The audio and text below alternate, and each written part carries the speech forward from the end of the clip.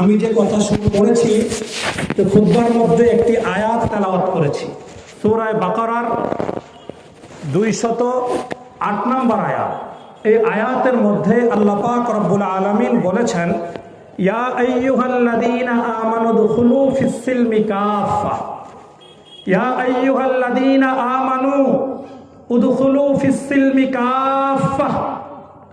আল্লাহ পাক রব্বুল আলামিন কোনো কাফের মুশরিককে ডাক দিয়ে বলেননি, আল্লাহ পাক রব্বুল আলামিন কোনো বিধর্মীকে ডাক দিয়ে বলেননি। ইমানদার যারা, ইমানদার মুসলমান, ইমান যারা এনেছে, যারা নিজেদেরকে ইমানদার বলে দাবি করে এবং বিশ্বাস করে, তাদেরকে আল্লাহ পাক রব্বুল আলামিন আবার বিশেষভাবে বলছেন, তোমরা তো ইমান এনেছো ভালো কথা, এবার তোমরা ইসলামের ভিতরে পরিপূর্ণভাবে প্রবেশ করো। কথা বুঝে আসতেছে? ইমানদারদেরকে আল্লাহ তাআলা যেমন নামাজের অর্ডার করেছেন, হ্যাঁ ইমানদাররা তোমরা নামাজ পড়ো, ইমানদারদেরকে আল্লাহ রোজা রাখার অর্ডার করেছেন, ইমানদারদেরকে আল্লাহ তাআলা হজ করার অর্ডার করেছেন, ইমানদারদেরকে যারা সম্পদ ছিল তাদেরকে যাকাত দেওয়ার অর্ডার করেছেন। ঠিক তদ্রূপ ইমানদারদেরকে আল্লাহ পাক রব্বুল আলামিন বলছেন, তোমরা পরিপূর্ণভাবে ইসলামের ভিতরে প্রবেশ করো। যদি পরিপূর্ণভাবে ইসলামের ভিতরে প্রবেশ না করো তাহলে কি হবে? ওয়ালা তাত্তাবিউ খুতুওয়াতিশ শাইতান, তাহলে তোমরা শয়তানের অনুসারী হয়ে যাবে, শয়তানের পদাঙ্ক অনুসরণ করা হবে। আর যে শয়তান হলো তোমাদের চিরশত্রু। এজন্য আমরা যারা নিজেদেরকে ইমানদার বলে দাবি করি, ইমানদার তো হয়েছে কালিমা পড়ার দ্বারা, ইমানে মুফাসসালের 7 কথা বিশ্বাস করার দ্বারা আমরা তো ইমানদার হয়েছি। কিন্তু আমাদেরকে আল্লাহ তাআলা বলছেন, এবার তোমরা পরিপূর্ণভাবে ইসলামের ভিতরে ঢুকে পড়ো। যদি পরিপূর্ণভাবে না ঢুকো, 100 ভাগ ঢুকতে বলেছেন, যদি তুমি 10% ঢুকো ইসলামের মধ্যে, আর বাকি 90% শয়তানের জন্য দিয়ে দাও, অথবা তুমি 90% ইসলামের ভিতরে ঢুকেছ, তোমার 10% তুমি শয়তানকে দিয়েছ, তাহলে ওই শয়তান 10%-এর মধ্যে এমন মেহনত করবে, এমন কার্যক্রম চালাবে, পুরো 90%কে টেনে তার ভিতরে ঢুকিয়ে নেবে। কথা বুঝেন নাই? উদাহরণ দিলে ক্লিয়ার হবে। দেখেন, আমরা এই শীতকালে অনেক মশা বেশি, তাই না? শীতকালে কি বেশি? যেহেতু ফ্যান চলে না, মশা অনেক বেশি ধরে। এখন আপনি মশারি টানিয়েছেন, মশারি টানানোর পরে আপনার একটা পা মশারির বাহিরে রাখছেন, মানে পুরো শরীর মশারির ভিতরে রাখছেন, কি হবে? এখন পুরো শরীর মশারির ভিতরে, মাত্র 10% পা বাহিরে রাখছেন, ওই বাহিরের পার মধ্যে সারা রাত এই পরিমাণ মশা আপনাকে কামড়াইল। এত বিষাক্ত ডেঙ্গু, ম্যালেরিয়া, টাইফয়েড, কত ধরনের জীবাণু নিয়ে ঘুরে মশারা। এই সকল মশারা যদি আপনার 10% পা যেটা বাহিরে আছে, মশারির বাহিরে, সেখানে যদি কামড় দেয়, তাহলে ওই মশার প্রভাব কি শুধু পায়ের মধ্যেই সীমাবদ্ধ থাকবে, নাকি ওই 1% পা থেকে মশার কামড়ের প্রভাব মাথা পর্যন্ত পুরো শরীরে ছড়িয়ে যাবে? সরবে না? এটাই আল্লাহ তাআলা বলেছেন, ইসলামের মধ্যে পরিপূর্ণ যদি না ঢোকো, কিছু অংশ যদি বাহিরে রাখো, শয়তান এমন মেহনত চালাবে, ওই পুরো যতটুকু তোমার ভিতরে আছে, ভিতরের অংশটাকে টেনে বাহিরে নিয়ে শয়তানের অনুসারী বানিয়ে দিবে। কেন? আল্লাহ তাআলা যখন শয়তানকে অর্ডার করেছিলেন, এই ইবলিস, আমি আদমকে সৃষ্টি করেছি মাটি দ্বারা, সমস্ত ফেরেশতাদেরকে অর্ডার করা হয়েছে তারা যেন আদমকে সেজদা করে, ইবলিসকেও বলা হয়েছিল সেজদা করার জন্য। ইবলিস সেজদা করে নাই, বরং ইবলিস বলছে, আমাকে তৈরি করা হয়েছে আগুন দ্বারা, আগুনের স্বভাব হলো উপরের দিকে ওঠা, আদমকে তৈরি করা হয়েছে মাটি দ্বারা, মাটির স্বভাব হলো নিচের দিকে নামা, কাজে আমি উপরের মানুষ হয়ে নিচের দিকে কিভাবে মাথা ঝুঁকাই, কাজে আমার পক্ষে তাকে সেজদা করা সম্ভব না। অস্বীকার করার কারণে, নিজের বাহাদুরি প্রকাশ করার কারণে, অহংকার প্রদর্শন করার কারণে আল্লাহ পাক রব্বুল আলামিন তাকে ঘাড় ধরে জান্নাত থেকে চিরতরে বহিষ্কার করে দিয়েছেন। ঠিক না বেঠিক? এবার ইবলিস বলে, ঠিক আছে আল্লাহ, আপনি আমাকে তো বাইর করে দিলেন, قال فبما أغويتني لأقعدن لهم صراطك المستقيم। সূরা আরাফের মধ্যে আল্লাহ পাক রব্বুল আলামিন শয়তানের এই কথাটা উল্লেখ করেছেন, শয়তান আল্লাহকে বলছেন, আমি আপনার জাতের কসম করে বলি, আপনার সত্তার কসম করে বলি, এই বনি আদমের কারণে যেহেতু আপনি আমাকে জান্নাত থেকে বের করে দিলেন, কাজেই আমি এই বনি আদমকে তার সামনে থেকে, তার পিছন থেকে, তার মানে ডান থেকে, তার বাম থেকে, চতুর্দিক থেকে আমি তাকে এমন ঢোকাই ফেলবো, আপনার বান্দার বেশিরভাগ মানুষকে আমি জাহান্নামী করে ফেলবো, অল্প কিছু মানুষকে পাবেন যারা আপনার শুকরগুজার হবে। এটা শয়তানি ওয়াদা করে আসছে আল্লাহর সঙ্গে। এই জন্য আল্লাহ পাক রব্বুল আলামিন আমাদেরকে বলেছেন, তোমরা পরিপূর্ণভাবে ইসলামের ভিতরে ঢুকে যাও, কিছু অংশ বাহিরে রেখো না। যদি কিছু অংশ বাহিরে রাখো তাহলে দেখবা ওই বাহিরের অংশটার উপর শয়তান এমন মেহনত করবে, মেহনত করে করে তুমি পুরাটাকেই ইসলাম থেকে বাহিরে সরিয়ে দিবে। সূরা হিজরের মধ্যে 14 পারা আল্লাহ পাক রব্বুল আলামিন বলেছেন, পরিষ্কার বলেছেন, আমার বান্দাদের যারা আমার বিশেষ বান্দা হবে, ইন্না ইবাদি লাইসা লাকা আলাইহিম সুলতান, ইন্না ইবাদি, আল্লাহ বলেন, এ শয়তান তুই তো আমার বান্দাদেরকে জাহান্নামে বানানোর জন্য মেহনত করবি। তুই শুনে রাখ, যারা পরিপূর্ণভাবে 100% ইসলামের ভিতরে ঢুকে যাবে, পরিপূর্ণ ইসলামের বিধানগুলো মেনে চলবে, ওই বান্দাদেরকে আমি এমন রহমতের চাদর দ্বারা ঢেকে রাখবো, তুই 14 গোষ্ঠী নিয়ে মেহনত করলেও আমার ওই ইমানদার পূর্ণাঙ্গ মুসলমানদের ইমান আমলের বিন্দু পরিমাণ কোনো ক্ষতি করতে পারবি না। এটা আল্লাহই বলেছেন কোরআনে শয়তানের এই কথার উত্তরে, ইন্না ইবাদি, নিশ্চয় আমার বান্দা হবে যারা, আল্লাহ বলছেন আমার বান্দা হবে যারা, লাইসা লাকা আলাইহিম সুলতান, তাদের বিরোধিতা করার জন্য, তাদেরকে ক্ষতি করার জন্য, তাদের পিছনে মেহনত করে জাহান্নামী বানাবার কোনো পায়তারা তার সফল হবে না। আমার বান্দা যারা হবে তারা যে কোনো মূল্যে আমাকে দড়েই থাকবে, তোর কথাই তারা নিজের সমস্ত কিছু বিলীন করে দিবে না। তাহলে যদি আমরা আল্লাহর প্রিয় বান্দা হয়ে থাকি, তাহলে আমাদের কাজ কি? মশারির ভিতরে পুরা অঙ্গ, পুরা বডি ঢুকাতে হবে, নাকি হাত এবং পা বাইরে রাখলেও চলবে? চলবে। তাহলে পুরা মশারির ভিতরে যদি পুরা বডিটা রাখি, আল্লাহ চাহে তো আমাকে মশার কামড় থেকে হেফাজত করবেন। ঠিক তদ্রূপ কোন ইমানদার যদি তার পুরা জীবনকে, পুরা ব্যক্তিগত জীবন, পারিবারিক জীবন, সামাজিক জীবন, রাষ্ট্রীয় জীবন, চাকরির জীবন, ব্যবসার জীবন, সমস্ত সাইড যদি সে পরিপূর্ণ ইসলামের অনুশাসন মেনে চলে, আল্লাহ পাক রব্বুল আলামিন তাকেও পুরা শয়তানের কামড় থেকে, শয়তানের ঠোকর থেকে তাকে নিরাপদ করবেন এবং হেফাজত করবেন। বুঝা যাচ্ছে কথা? এখন পরিপূর্ণ ইসলামে ঢুকবেন কিভাবে, এটা তাকে জানতে হবে নাকি? পরিপূর্ণ ইসলামে ঢোকার জন্য, পরিপূর্ণ ইসলাম যে 5টি জিনিসের মধ্যে উলামায়ে কেরাম বলেছেন, ওই 5টি জিনিসের প্রত্যেকটা সেক্টরে আমার অবস্থান থাকতে হবে। 5টি জিনিস কি? গুনেন। 1 নম্বর হলো ঈমান। বলেন 1 নম্বর কি? ঈমানের সকল বিষয়। 2 নম্বর হলো ইবাদত। 3 নম্বর হলো মুআমালাত। 4 নম্বর হলো মুআশারাত। 5 নম্বর হলো আখলাক, স্বভাব চরিত্র। এই 5টা বিষয়ের সব জায়গায় যদি আমার পূর্ণাঙ্গ অবস্থা থাকে, তাহলে বলা যাবে আমি ইসলামের ভিতরে পরিপূর্ণভাবে ঢুকেছি, এবার শয়তানের খপ্পর থেকে আমি মুক্তি পাবো। যে 5টা বিষয়ে বলা হলো, 1 নম্বর হলো ঈমানিয়াত, 2 নম্বর হলো ইবাদত, 3 নম্বর হলো লেনদেন, 4 নম্বর হলো মানুষের সঙ্গে আচার ব্যবহার, 5 নম্বর হলো নিজের ব্যক্তিগত স্বভাব চরিত্র। 5টা বিষয় ব্যাখ্যা দেওয়ার কোনো সময় এখন হাতে নাই, শুধু একটু একটু করে টাচ দিয়ে শেষ করে দিব, তাহলে আমরা পূর্ণাঙ্গ মুসলমান হতে পারব। 1 নম্বর বিষয় হলো কি? ঈমান। কাজে ঈমানের মধ্যে যদি আমাদের ভেজাল থাকে, এটা নিয়ে আমার আগের বক্তাগণ বিস্তারিত আলোচনা করেছেন, বিশেষ করে আমার ভাই রাশেদ মাহমুদ অনেক সুন্দর আলোচনা করেছেন, আমরা শুনেছি। সে অনুযায়ী আমরা খেয়াল করবো ইনশাআল্লাহ। ঈমানের বিষয়, ঈমানে ভেজাল হয়ে গেলে সব বাদ। মেন ট্রেনের 14টা ডাব্বা আছে, সামনে একটা ইঞ্জিন আছে। ইঞ্জিন যদি না থাকে, ডাব্বা যত সুন্দর করা হোক, যত সাজানো হোক, সেগুলো কি চলবে? চলবে না। কোনো মূল্য আছে ডাব্বাগুলোর? সারাদিন বসে থাকলে গন্তব্যে পৌঁছা যাবে? এই জন্য আগে কি লাগবে? ঈমান নামক ডাব্বা লাগবে। ঠিক আছে নি কথা? এই জন্য 5 বিষয়ের প্রধান ইঞ্জিন সেটা হলো কি? ঈমান। ঈমান এমন একটা বিষয়, সমস্ত বিষয় যদি মানুষ কম বেশ করে আল্লাহ পাক ক্ষমা করতে পারে, কিন্তু ঈমানের বিষয়ে আল্লাহ পাক রব্বুল আলামিন কশিন কালেও ক্ষমা করবেন না। আল্লাহ তাআলা কোরআনে এই যে 5টা কথা যে বলা হইলো পূর্ণাঙ্গ মুসলমান হওয়ার জন্য, এগুলোকে উলামায়ে কেরাম আবার 3 ভাগে ভাগ করেছেন।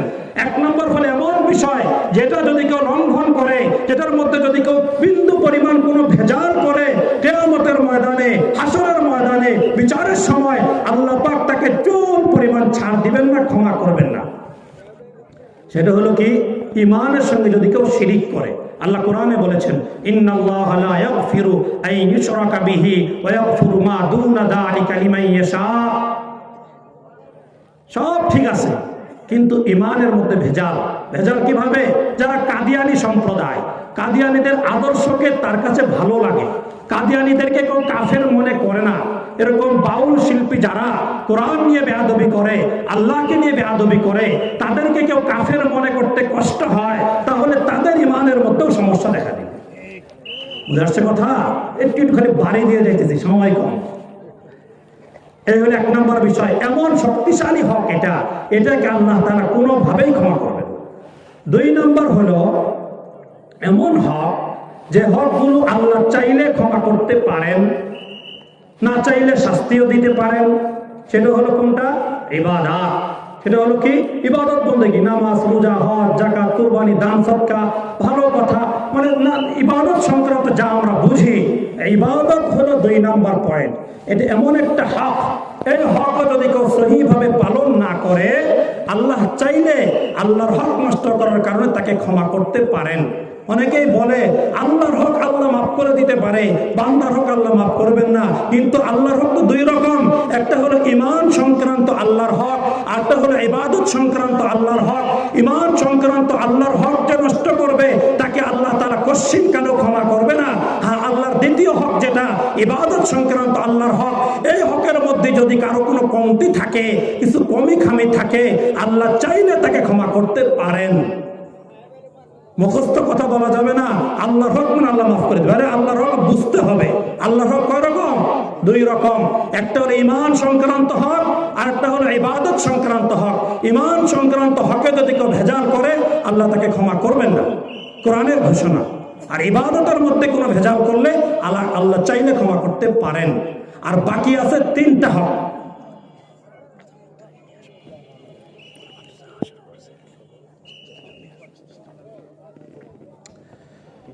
এরপরে যে 3টা আছে, লেনদেন, মানুষের সঙ্গে আচার ব্যবহার, এরপর হলো ব্যক্তিগত স্বভাব চরিত্র।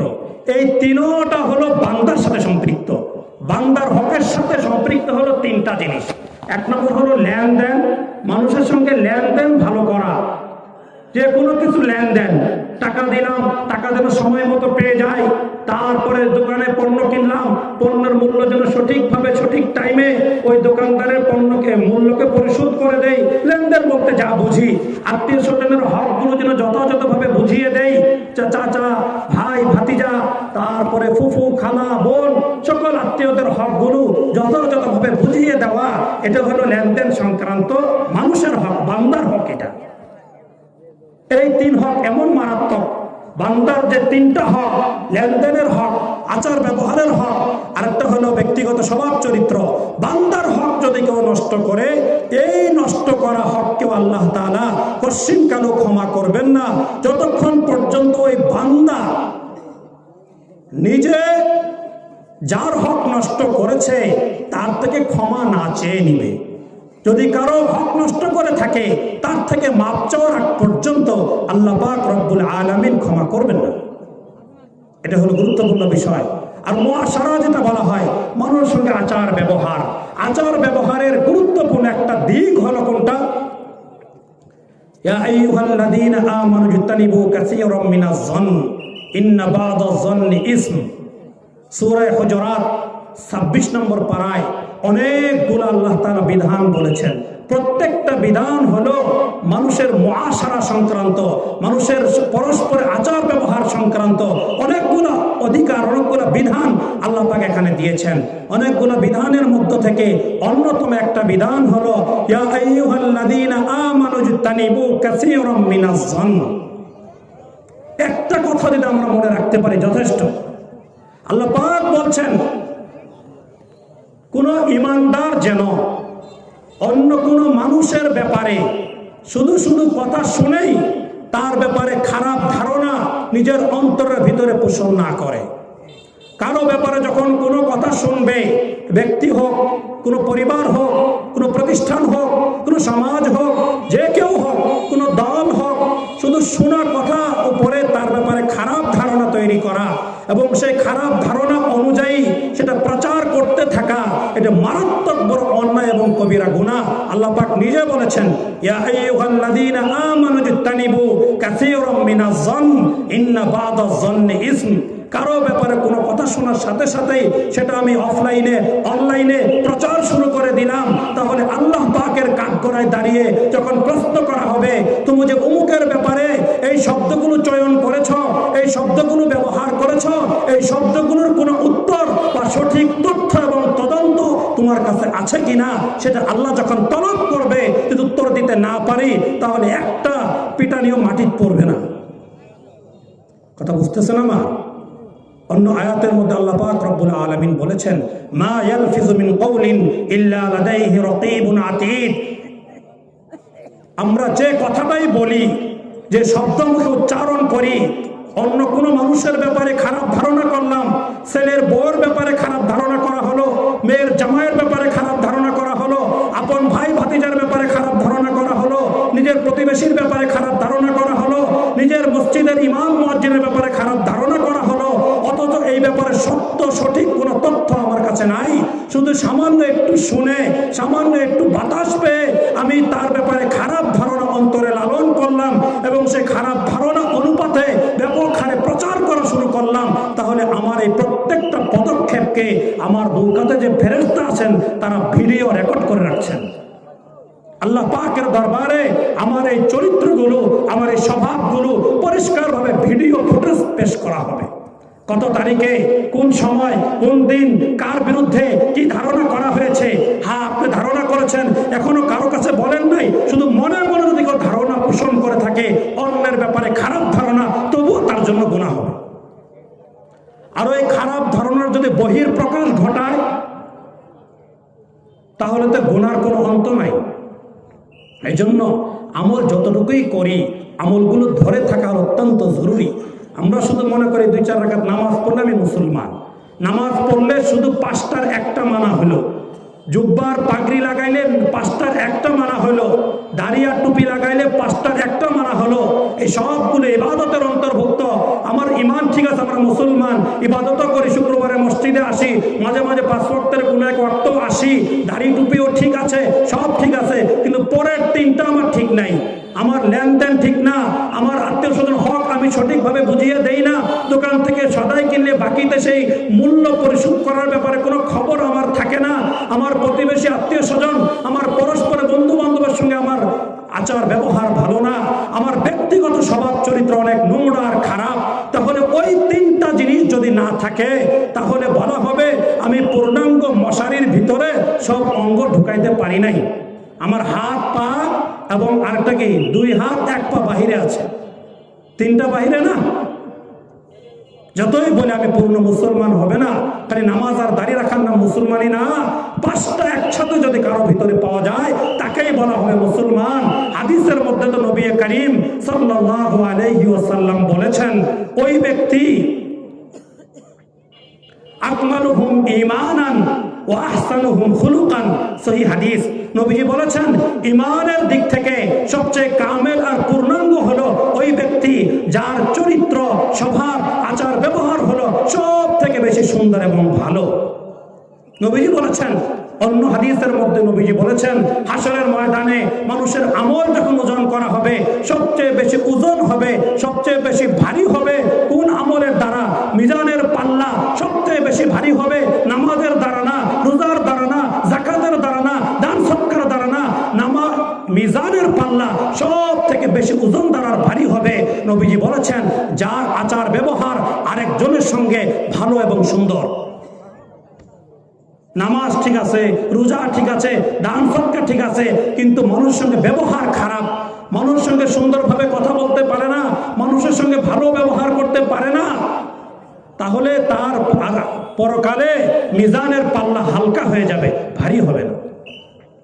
একদিন নবী করিম সাল্লাল্লাহু আলাইহি ওয়াসাল্লাম সাহাবায়ে কেরামকে বলেছেন, আল আন ইয়াদখুলু ফীকুম রাজুলুম মিন আহলিল জান্নাহ, এখন এই মুহূর্তে তোমাদের মাঝে এমন এক ব্যক্তি ঢুকবে, ওই ব্যক্তিটা নিঃসন্দেহে জান্নাতি।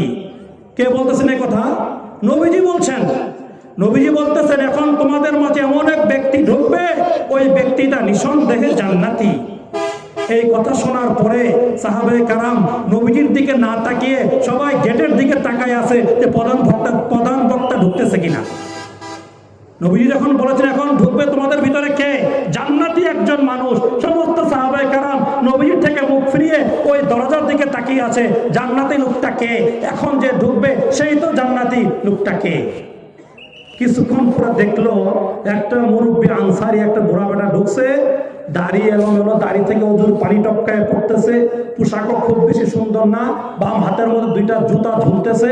সাহাবায়ে কেরাম থেকে এই লোকটার বেশি পছন্দ হইল না। এই লোকটার নবীজি বললো জান্নাতি, তো তেমন তো বেশি একটা পছন্দ হইল না। আচ্ছা ঠিক আছে, আনাস থেকে বর্ণিত। এরপর দ্বিতীয় দিন এভাবে ওনারা চলে করে, লোকটা বেশি পছন্দ হলে লোক নামাজ পড়ে চলে গেছে। এরপর দ্বিতীয় দিন আবারও একই কথা নবীজি বললেন, ঠিক এখন তোমাদের মাঝে এমন এক ব্যক্তি আসবে, যে ব্যক্তিটা হলো জান্নাতি। এই ব্যক্তিটা হবে কি? জান্নাতি। সাহাবায়ে কেরাম আবারও তাকিয়ে আছে, হয়তো অন্য নতুন কোনো ব্যক্তি ঢুকবে, যার ব্যাপারে নবীজি জান্নাতের সুসংবাদ দিচ্ছেন। এই দ্বিতীয় দিনে ঠিক ওই আগের ওই বুড়া লোকটাই ঢুকছে, আগের দিন যে ঢুকেছিল। ঠিক এরকম ভাবে তৃতীয় দিন আমাদের প্রধান আসছেন।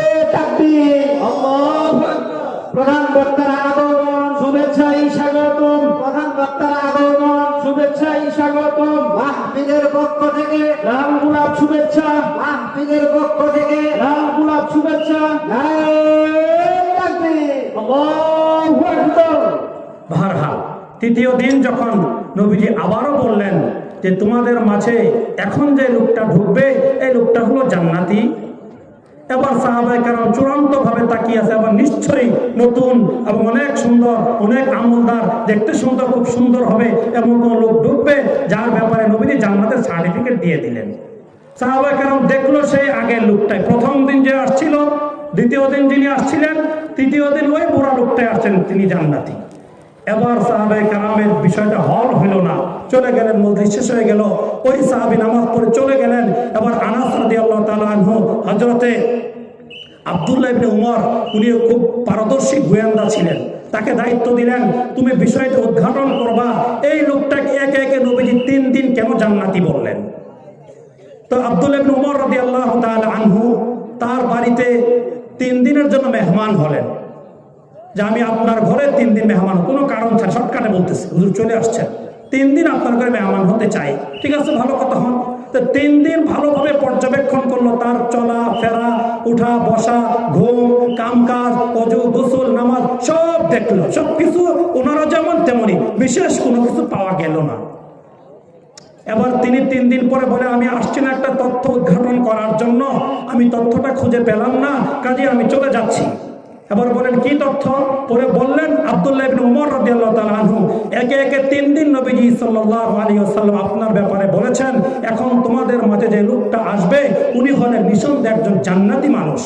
আপনি এমন কি আমল করেন যে আমলের কারণে, যে ভালো কাজের কারণে আল্লাহ পাক রব্বুল আলামিন আপনাকে সরাসরি, আল্লাহ রাসূল সাল্লাল্লাহু আলাইহি ওয়াসাল্লাম আপনাকে সরাসরি জান্নাতে ঘোষণা দিয়ে দিলেন। আবার উনি বলেন আমি তো তেমন কোনো আমল করি না, আপনাদের থেকে আর কম করি, 5 ওয়াক্ত নামাজ পড়ি জামাতের সহিত, যতটুকু পারি ওয়াজিব তা অবশ্যই করি, সুন্নতে মুআক্কাদা পালন করি, নফল যতটুকু পারি করি, জিকির আজকার যতটুকু সম্ভব করে, আর নিজের কাম কাজ করি, এর বেশি কিছু করি না। তাহলে কেন এটা বললেন?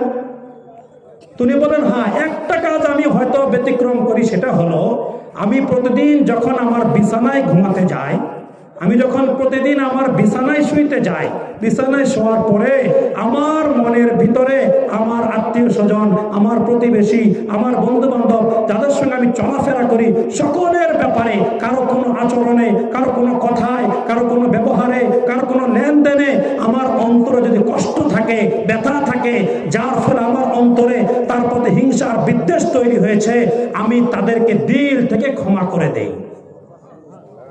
দিল থেকে কি করে দেই? ক্ষমা করে দেই। প্রত্যেককে আমার দিলের গভীর থেকে ক্ষমা করে দেই। আমি আল্লাহকে বলি, আল্লাহ আমি আপনার একজন সাধারণ বান্দা, কাজে আপনার কোনো বান্দার আচরণে আমার যদি সারাদিনে যার কষ্ট যদি হয়েও থাকে, আমি আমার দিলের গভীর থেকে সবাইকে ক্ষমা করে দিলাম। আমার রাত্রে ঘুমা যাওয়ার আগে কারো প্রতি আমার কোনো হিংসা নাই, দ্বন্দ্ব নাই, বিদ্বেষ নাই, কারো ভালো দেখে, কারো মর্যাদা দেখে, কারো সম্মান দেখে আমার অন্তরে জ্বালা পোড়া নাই। আমি সবার ভালো কামনা করে সবাইকে ক্ষমা করে আমি ঘুমোতে গেলাম। এই কথা বলে আমি ঘুমাই। এবার আব্দুল্লাহ ইবনে উমর বিশিষ্ট গোয়েন্দা তিনি ধরে ফেলছেন, এই তো এটাই হলো বিশেষ আমল, যে বান্দাদের ব্যাপারে, আল্লাহর বান্দা যারা, তাদের ব্যাপারে আপনার মনে এতটা স্বচ্ছতা, এতটা পবিত্র যে কোনো সাধারণ কোনো মানুষের ব্যাপারে আপনার অন্তরে কোনো বিদ্বেষ নাই, কোনো হিংসা নেই, কোনো ঘৃণা নেই।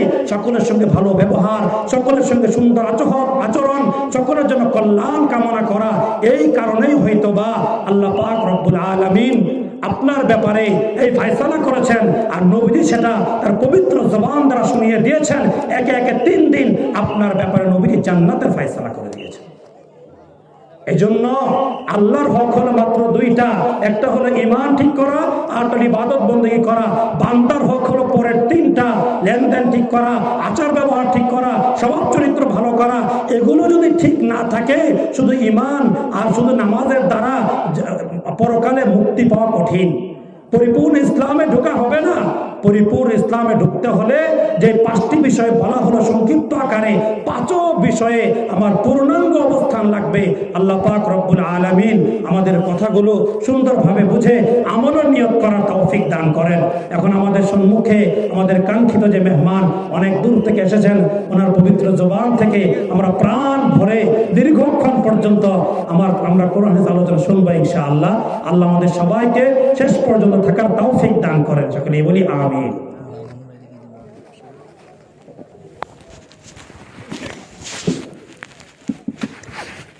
জাযাকাল্লাহু আহসানাল জাযা।